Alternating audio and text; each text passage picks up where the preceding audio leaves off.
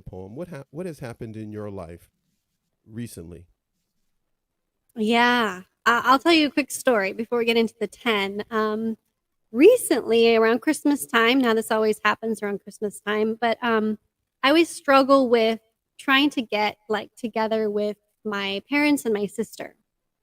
And this is kind of the part of where I'm done. Like, I'm done not talking about it. I'm done putting up with it. And I'm done like running after their love to then only feel neglected. So, Mm. of course, there's still, depending on what you believe, but the reality is the germs of COVID are still out there.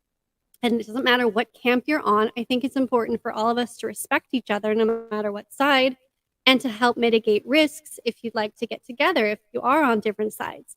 So, my sister and I are on very different sides of the theory and beliefs of like what it means to ward off, be careful, like, and it ended up that I put a boundary up and I said to protect myself, my family, my children, we would love to get together without a certain person who was not vaccinated. Like, there's a huge complication with that. It's a stepchild. Like, the ex is not totally adamant against it, which is fine. I respect, but therefore, we need to figure out a way to get together, maybe outside with masks if they're going to be up close in their face. Kids are not very, kids are like, they have fun. They run up, they talk to each other, and then they go. And so, anyways, it was like this big, it wasn't even that huge of a big fiasco, but it put me into turmoil because I was excluded from my own family's Christmas celebration because she wasn't even willing to like meet me halfway at all. She was like, "Oh, well, if we meet outside at a park, then I'm not going to make him wear a mask." And I was like, "I guess then if you're not going to respect my boundaries, we'll just have to maybe see what next Christmas is like." Like, not kind of, and I chose not to go. I chose not to compromise my boundaries, but it was still painful to feel like the lack of empathy from a family member. And then time went on and I also in this interaction I said, well, it doesn't really matter. Like, our sister relationship to me matters the most. So I don't even care if we all get together. Like, let's just us two sisters get together and work on our relationship because obviously there's a lot of work to be done. And she's like, well, now's not the right time. My parents were at her house. I'm really busy with everyone and everything. Like, they're her parents and not my parents, kind of a like mindset. And anyways, I was like, okay, well, I'll wait. I'll give her time and space. I'm not going to chase it. Well, I didn't hear from her until a few days ago, like last week. Where are we in March, almost April?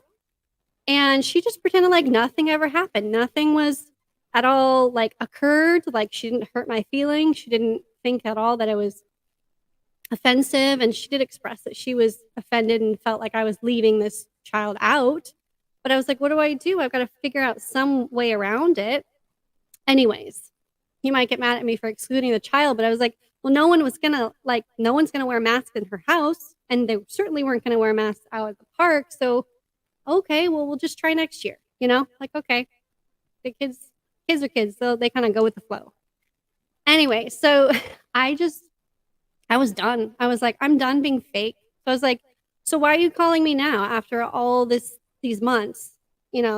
After not talking to me and really hurting my feelings and excluding me from my own family at Christmas over that one child who is not even her blood. And it was really she paused. She was like, she was not ready for my like I'm doneness. Like, my energy was so like, I'm done being inauthentic. I'm done sweeping this under the rug. I'm done pretending that everything's fine when you're constantly disregarding me. You're constantly neglecting me. You're constantly leaving me out. You're like texting my mom while she's visiting me, like trying to steal her away and take more time. The time between where my parents are from my house and her house are like 90% hers, 10% mine. I'm grateful for the time I get, but it's like while my mom was here, she was texting her, like trying to bait her to like go sooner to her house. And I was just like, I'm done. Like, I'm done being nice about it. And she's like, I don't know what to say. I said, well, you could first say I'm sorry. Like, do I have to tell you as an adult to say I'm sorry? So all of this is really, I can relate to you. I'm sure you've had this drama, you've had these things in your life, in your family, first off, especially if you've ended up with a romantic partner who's narcissistic. Typically, there's some type of narcissistic traits in your family that you grew up with that you thought were normal ways to love, but they're just not. And I completely relate to you. And that's really where this "I'm done" energy came from. Like, I'm just done with it. I don't I need it in my life.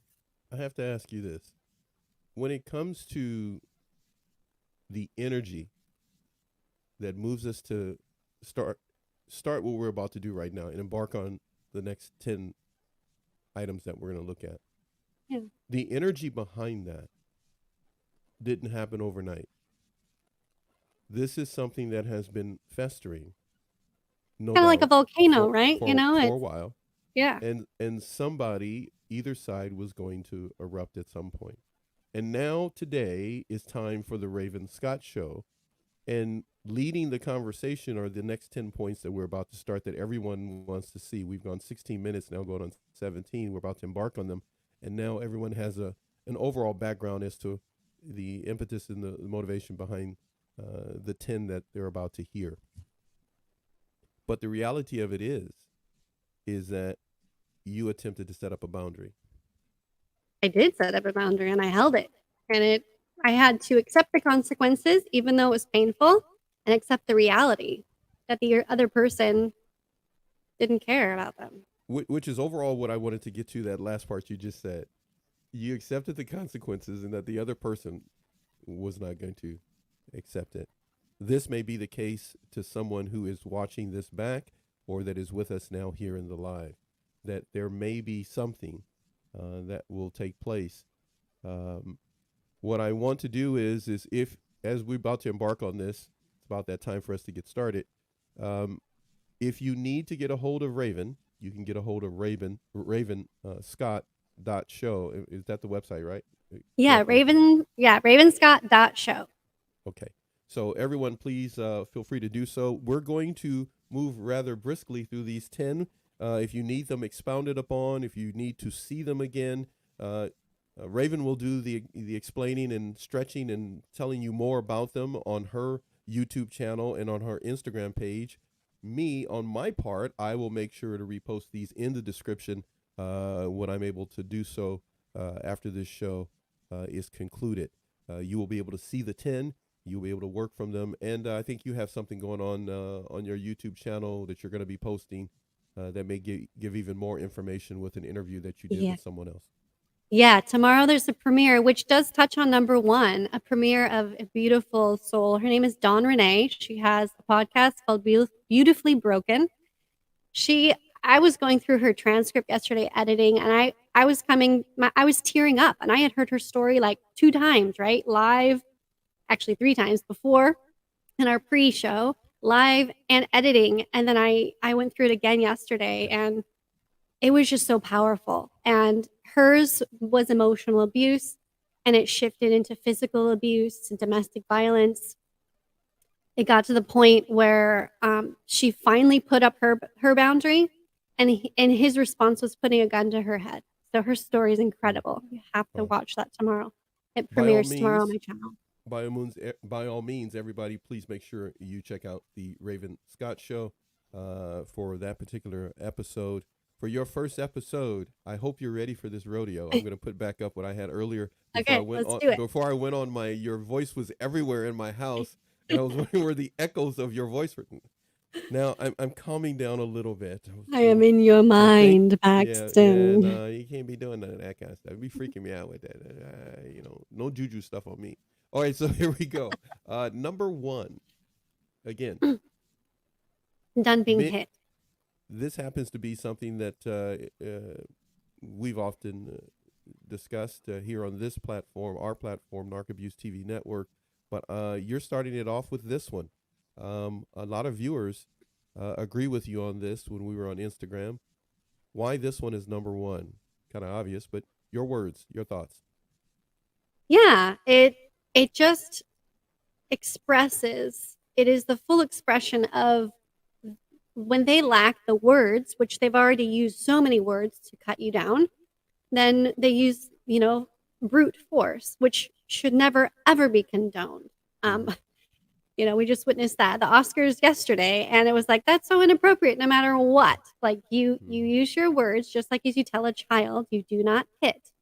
And so when that, respect of your own self, your self-worth, your boundaries is crossed, for me, that was the end of my line. I was like, once I was hit just one time, I was like, done.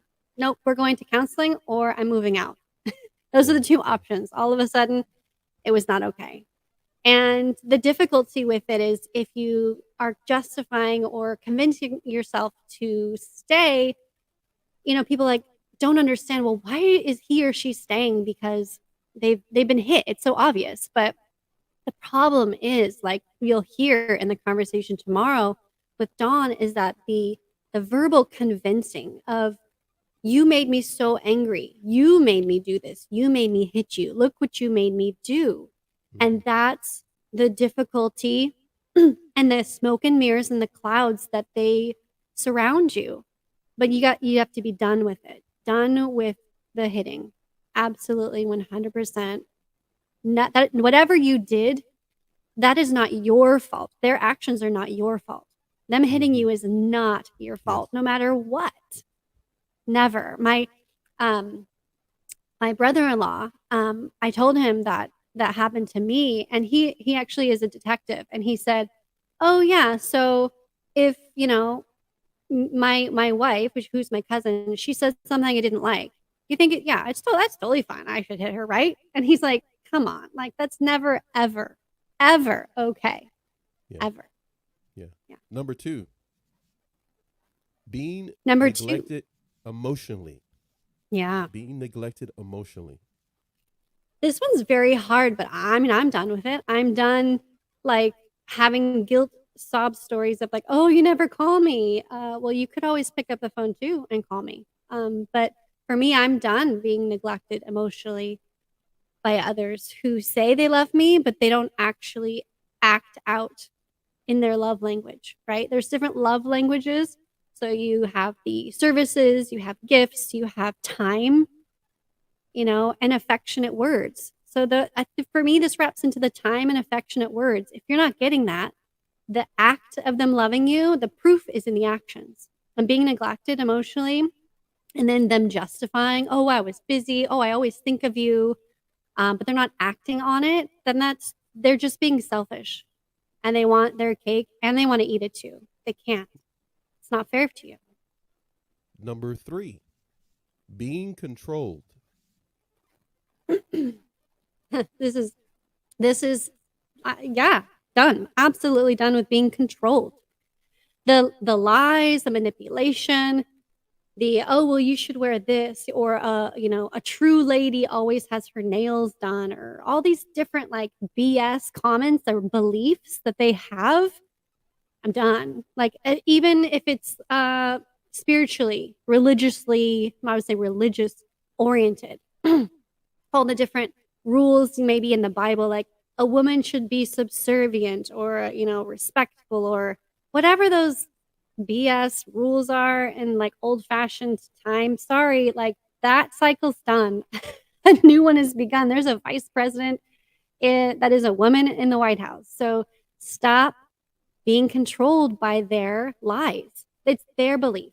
What is your belief inside? What do you truly feel is correct? What is your belief? And that's what they twist and they turn and they convince you of. If it takes them an hour and a half to convince you of their beliefs, I would say that you're not aligned and you shouldn't listen to that. Proves to be a situation where more and more people are finding out that they have been lied to unless they actually do research and look for the truth. The truth is out there. And sometimes people are controlled by the manipulation of people who have ulterior motives. That was one of the things that your book kind of touched on, that there are people who have ulterior motives. They don't have pure motives. We have gone this amount of time and have not discussed your book. Can you please tell everyone the title of your book real quick before we go to number 4? Yeah, Empath and the Narcissist, a healing guide for people pleasers. It has And healing exercises at the end of each chapter, so it's not just a story that will drag you down. It's going to bring you healing. number 4, listening to their lies. Yeah, listening to their again, that goes back to being controlled, but listening to their lies is like I love the story actually that my husband always tells me. He reminds me of the snake and the turtle. So there's a story about a turtle and a snake at a river, and the snake can't cross it. It's a land snake, and the turtle is ready to cross, and the snake goes, "Hey, hey, let me crawl on your back so we can cross together."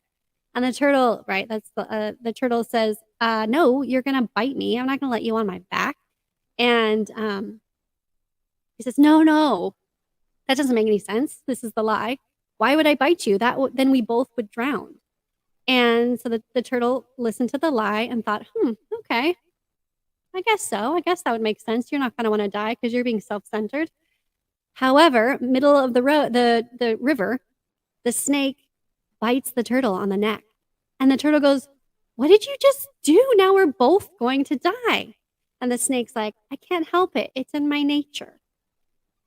And so you just can't, you've got to block out and you've got to guard against the lies.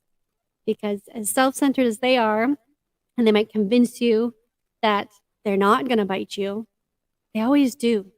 They always do in the end. So stop falling for their lies. More and more, it's becoming clear that there are people who have, of course, selfish and ulterior motives. Uh, would you say with the snake, right? Yeah. His motives were always the same pattern. He wanted to do things his way, and he was going to get that bite in no matter what. so, Couldn't so help we it. have to be very careful who we are interacting with, because not everything is the truth. And many people find that out the hard way, especially when they're dealing with relationships and they deal with a toxic or narcissistic individual. They end up finding out that they are portraying one thing as if they are a truth teller, and actually they're receiving lies. Yeah. Next one, number 5. Yeah, listening to the insults. It's just so. This is the part where you think that it would make sense of like, duh, don't listen to their insults. But what they do is in this picture, it shows very clear, like, yes, you shouldn't listen to it. This makes obvious sense because there's a lot of, anger energy coming at you. But again, it usually comes at you through advice. Like, I know better. I'm wiser. I'm older. I'm more experienced. So this is how you should do it.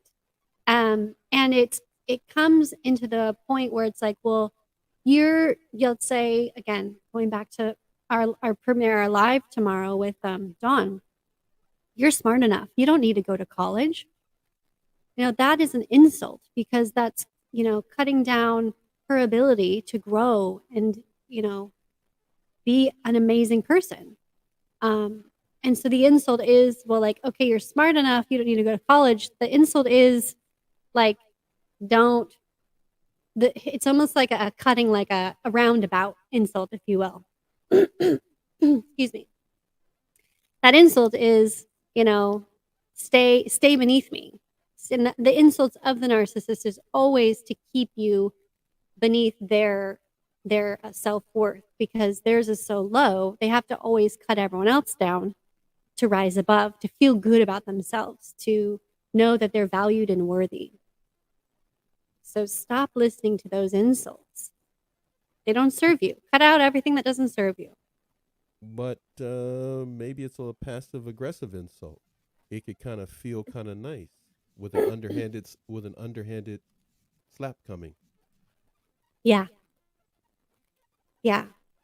And it's, you know what? I can't even right now. I'm blanking on an example of what someone's done to me, but I can also tell you that I've been guilty of that. When I've been really angry and bitter, I've done Guilty of what? of doing like a passive aggressive insult, like because someone's not hearing me or understanding me, and I didn't feel seen, heard, or loved. And just like take that, but like constantly, like not actually catching yourself, not apologizing for insulting you and doing the passive aggressive. That's the person that doesn't apologize. That's the one you need to cut out. Just stop listening to Mm. that. Well, we're going to ask everyone. You've gone through 5 of these that Raven wanted to let you know about. There are 5 more. We are requesting that everybody please keep in mind to let YouTube know that you enjoy live streams that come your way by hitting the subscribe button. But we need to go to number 5. Excuse me, number 6. Number 6 is taking the blame for their actions. Taking the blame for their actions. What do you mean by this one?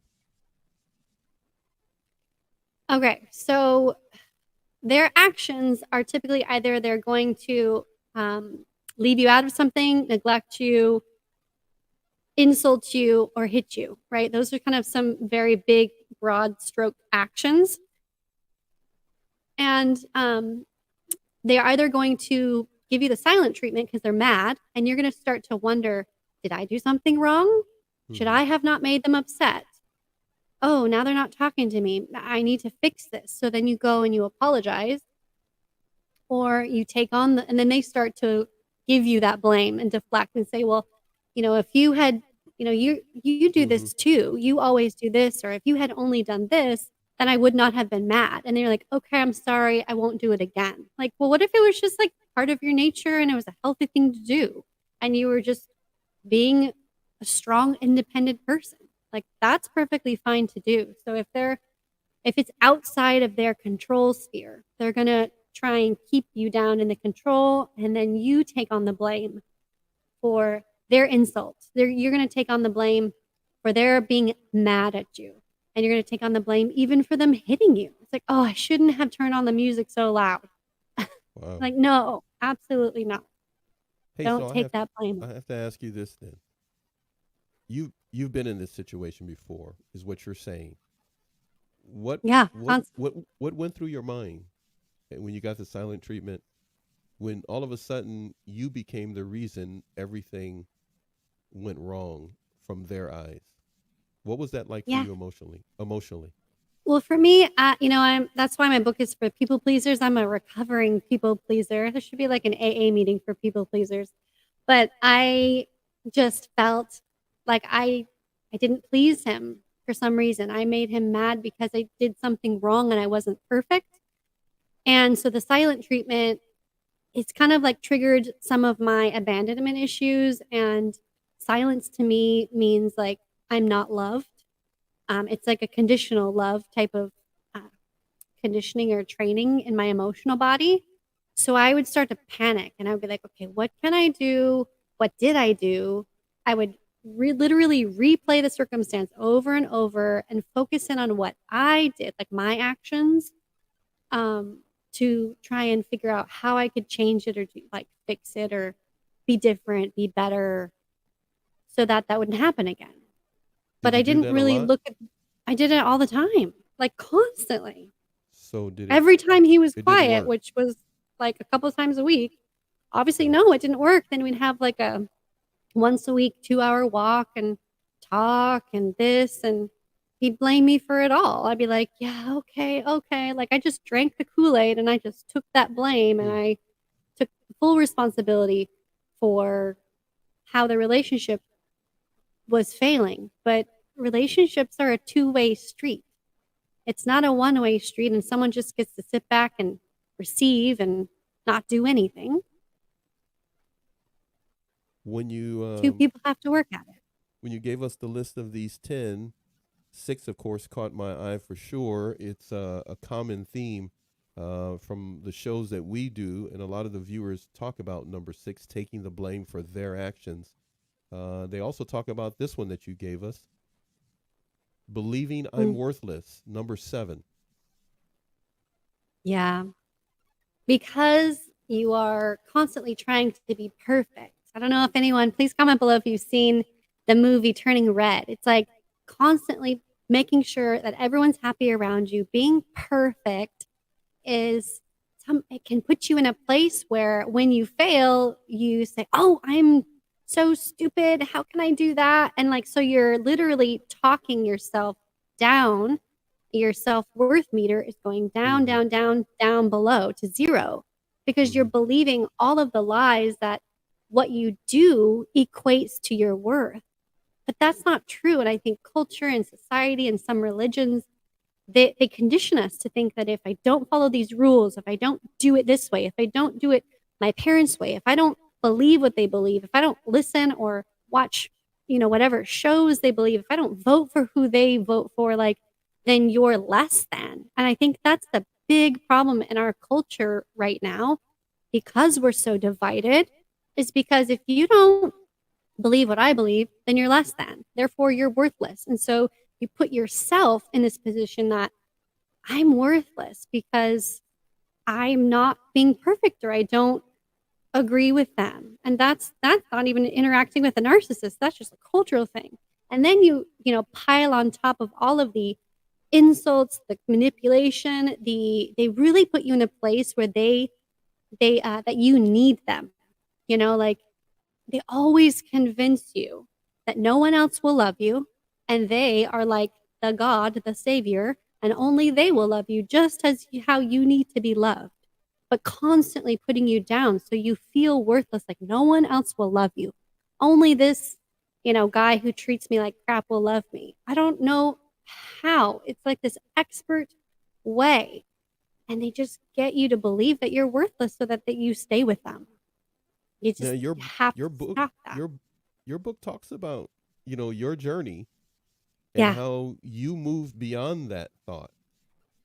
You Yeah, but move it took me all beyond. the way to my breaking point. Yeah, I wanted to end that's what I it wanted as to. well. Yeah, talk Yeah, just a little bit about the breaking point while we still have a little bit more time. We've gone yeah, 37 minutes. We thank everybody for rewatching this back later as well in the replay, but also being with us right now. Go right ahead, please. yeah. I could never please him because you can't ever please a narcissist. I always felt worthless. I always felt not perfect. He was always disappointed in me, and I was Wow. putting my worth into him and how he reacted, which is poison, which is suicide, which is toxic. And it did bring me to a point where I was like, so done. I wanted to literally drink the whole bottle of vodka and never wake up the next morning. Hmm. I was just done. And it You kind of, moved. that was the start of me waking up when I actually didn't. So I didn't succeed. I passed out instead of passing completely. When you were done and you moved forward, you needed to move away from him in that situation, that environment. How would you describe where you are right now? In your mind and in your heart, are you angry? Are you bitter? Are you resentful Towards him or my past? toward your past, which is him? Mm. I used to be very angry and bitter, yes. And then it shifted to being angry and bitter about how I was raised and angry and bitter at my parents. And it really, there's been a lot of healing. It's been about 10 years since I've been out of it. And I'm not that. I'm grateful for the experience. Of course, I would have chosen a different path if I went reverse time, but I'm not bitter about it. Yeah. I see the amount of pain not to I don't I have to be careful when you like look at narcissists with pity or sympathy. I see the pain. I see how it all played out and I Mm-hmm. see that he was just constantly upset with himself and he was projecting it onto me. So everything that he was blaming me for, he truly felt inside. And that makes me sad for him as a human being because no one should ever feel like that about themselves. Just like I'm Mm-hmm. advising you watching, like, you should never feel like you're worthless because if there's one, jerk guy who loves you, there's like 10,000 wonderful Mm-hmm. integrity guys who love you, that who you could date. You know what I mean? So it's really sad. So for me, I'm at a very good place. I'm at peace with the past. When I talk about it, it's not triggering. There's just a lot of hope and Yeah. healing when where I'm at with it. So you A can lot get of there people, too. a lot of people getting to see you and get to know you and in your mind, Raven, on a number of things. Let's do the next one. Yeah. Number 8, justifying their sins. You're done justifying their sins.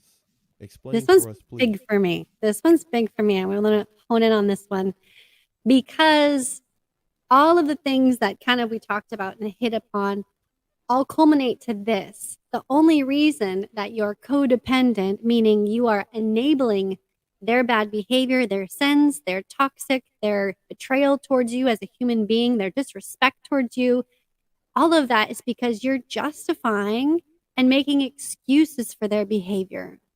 And whatever they're doing, there's no excuse. If you were, when we're teaching children how to interact socially, there's no excuse for them to shove and push.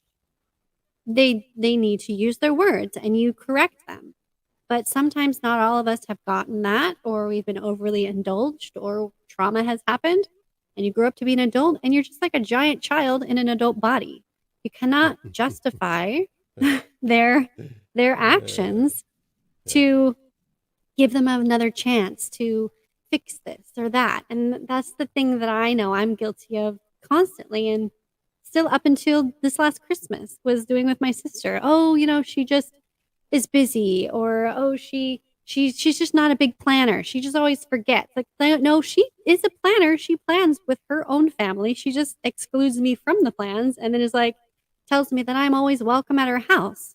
Well, that's like very neglectful. That is very exclusive. That's just very passive aggressive. And I'm done justifying that. You know, I was done justifying with my ex that his dissatisfaction with me was all on me. I was like, oh, well, he's just very smart. He's very bookish. He's very, he wouldn't be arrogant. He would be like, well, he just knows things. He's a Renaissance man. Like, oh, you're just literally just putting makeup on mud, or a big giant open gaping wound scar that needs You're actual putting repair. makeup. You're putting makeup on mud. Makeup on mud. Do you like that? You're putting makeup on mud. I think that might be a shirt for $8.99, $19.99. You might be able to sell that. You're putting makeup on mud. All right, I've never heard that before, but we very comfortably move to number 9. I'm done people pleasing. I think that seems to be the tone that we've got from the beginning from you. So Mhm. that you have gone on a beautiful Raven rant today, and I this is what I had in mind. You surprised me with a number of different things that you have said, but that's the joy of hearing what people have to say, right, Raven? We don't shut people down, Absolutely. but this one, number 9, is huge for the viewers for the Narc Abuse TV show. So when I saw your list and I saw number 9, because I told you, hey man, you gotta talk about this one. Uh, I'm done people pleasing. What do you mean when you say you're done? I'm I'm done thinking about the other person and what their need is in front of my own and my immediate families. And again, this could go back to my story at the beginning. It's like, oh, always constantly driving an hour to visit her, and maybe once or twice she would visit me, right? Again, like it's like 90%, 10%. Is that really truly an equal, interchangeable relationship? It should be more like 60-40, 50-50, right? So I was putting, you know, the need to go visit her in front of the needs of my children who were like getting a little bit older. They're not toddlers. They're not falling asleep in the car ride anymore. And they're like, that's a really far drive. I don't want to go I every week, was gonna you say know? start revolting. Yes, I remember those days. Yeah. Yeah. They You're like, like become yeah. wise. They're like, this is dumb. Why are we doing this You're so like, wait a often? minute, this doesn't seem fair. Wait a minute, Exactly. something's off here. What Our else? children What else? are here to help us improve, by the way. Listen to their complaints. Yeah, sometimes if sometimes. This show's not about children, but I think we both gonna agree on this. We should listen to our Yeah. children. Sometimes our Yeah. children are pretty good about reading people in situations and go like, I don't think that's a good idea. Yeah. And people pleasing could also mean, again, like walking on eggshells with someone who you're with in a relationship. You should be able to boldly say what you need to say, and they can handle it because they're confident enough. If you're people pleasing, and let's say you make plans to go out with your friends on Friday, and all of a sudden they throw a temper tantrum, it's like, oh, boo hoo, I wanted to take you out on a date and go blah, blah, blah, like this way.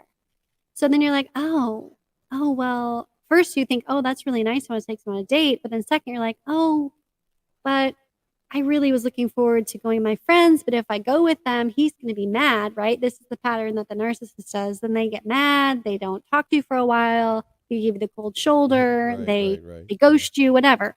So you're like, well, I don't really want to put up with those consequences. So, okay, I'll cancel my plans with my friends and I'll go on this date.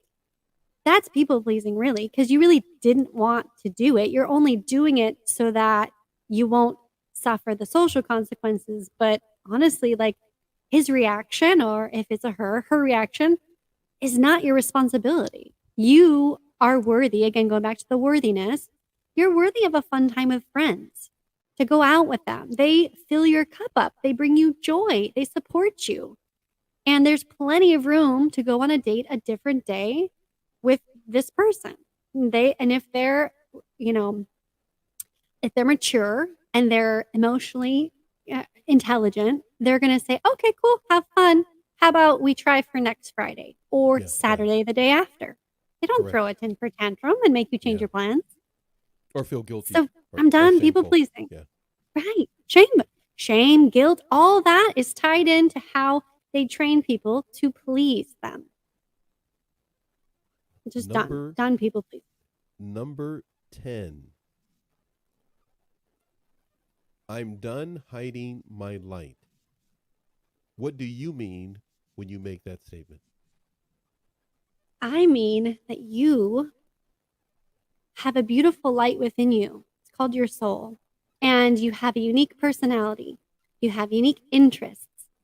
You have a unique purpose of why you're here. You have things that light you up, things that bring you joy, hobbies, passions, creative processes. And I think I am, and I think a lot of us are done hiding it. We're done hiding who we are. Let's say even if it's with a parent who is disapproving of your relationship, or they're disapproving of your orientation of like who you're with in the relationship. We're done hiding who we truly are. And the narcissist does this so well where they shape shift you and they morph you into who they want you to be, because they thrive when they can control their environment, and controlling their partner is controlling their environment. But when you, again, people please and you appease that, you're hiding your light. You're not letting it shine out bright. And when you start to lose things that bring you joy, when you start to lose like just activities and hobbies that you really love that maybe they don't like, so then you stop doing it, that's literally putting like a cover over a candle and expecting the candle to stay lit. Like they're literally just hiding you in a closet, right? The Harry Potter closet, that poor kid. It's like a tiny, tiny closet and expecting you to thrive. No, you only thrive when you do things and you are who you uniquely are.